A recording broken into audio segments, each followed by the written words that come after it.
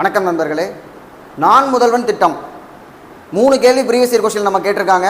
Already நம்ம ஷார்ட்ஸில் பார்த்துருக்கோம், ப்ளஸ் வீடியோலையும் பார்த்துருக்கோம். இன்றைக்கி நம்ம பார்க்க போகிறது என்னென்னா, இந்த திட்டத்தில் 1000 பேருக்கு எஸ்எஸ்சி மற்றும் பேங்கிங் எக்ஸாமுக்காக உறைவிட பயிற்சி, அதாவது ரெசிடென்சியல் கோச்சிங் கொடுக்க போகிறாங்க. இந்த நான் முதல்வன் திட்டத்தில் யூபிஎஸ்சியில் பார்த்தீங்கன்னா இந்த வருஷம் தமிழ்நாட்டிலேருந்து 50 பேர் இந்த திட்டத்தில் பயனடைஞ்சவங்க. மொத்தம் 57 பேர் செலக்ட் ஆகிருக்காங்க. 50 பேர் பார்த்தோம்னா நான் முதல்வன் திட்டம் மூலமாக யூபிஎஸ்சியில் செலக்ட் ஆனால் உயர் பதவிகளில் தமிழ்நாட்டை சேர்ந்தவர்கள் இருக்க முடியும்.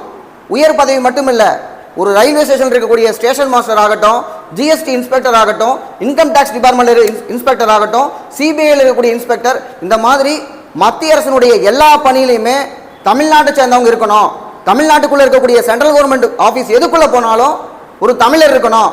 அப்படிங்கிற ஒரு நோக்கத்துக்காக நாம் எஸ்எஸ்சி பேங்க்குக்கு போனால் நம்ம ஸ்டேட்டுக்காரங்க இருக்கணும். இதுக்காக தான் நம்ம என்ன பண்ணோம்னா பேங்கிங் கோச்சிங் ப்ளஸ் எஸ்எஸ்சி கோச்சிங்கை நம்ம கொடுக்கணும்.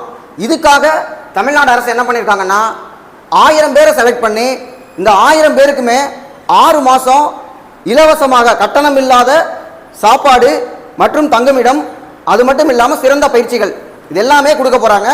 இதுக்கான லாஸ்ட் டேட் 13/5. எக்ஸாம் பார்த்தீங்கன்னா ஒரு என்ட்ரன்ஸ் எக்ஸாம், அப்படியே எஸ்எஸ்சி பேட்டர்னில் பேங்கிங் பேட்டர்னில் இருக்கும். 31/5 இந்த எக்ஸாம் நடக்க போகுது. இதுக்கு அப்ளை பண்ணுறதுக்கான லிங்க்கை டிஸ்கிரிப்ஷனில் கொடுக்குறேன். எல்லாரும் அப்ளை பண்ணி எழுதுங்க. ஸ்டேட் கவர்மெண்ட் ஜாப்பு நம்ம தான் வருவோம், ஆனால் இந்த சென்ட்ரல் கவர்மெண்ட் ஜாப்புக்குள்ளே நம்ம ஸ்டேட்டில் இருக்கிற போஸ்ட் எல்லாம் நம்ம வரணும். அதுதான் நம்முடைய நோக்கம். எல்லாருமே இதை பார்த்துட்டு அப்ளை பண்ணுங்கள். தேங்க்யூ.